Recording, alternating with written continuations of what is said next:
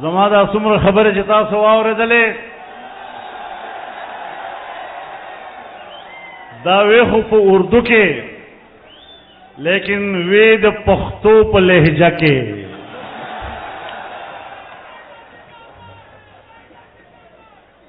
او تاسو طرف نه زه دوی ته دا خبره کوم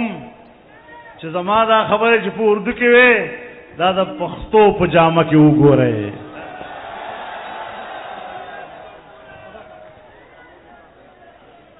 دا سر چې په جسم باندې برا ښکاری دا عزت غواړي عزت او چې په عزت نه وي بیا لره که په جسم بوج دا تیری جرت کو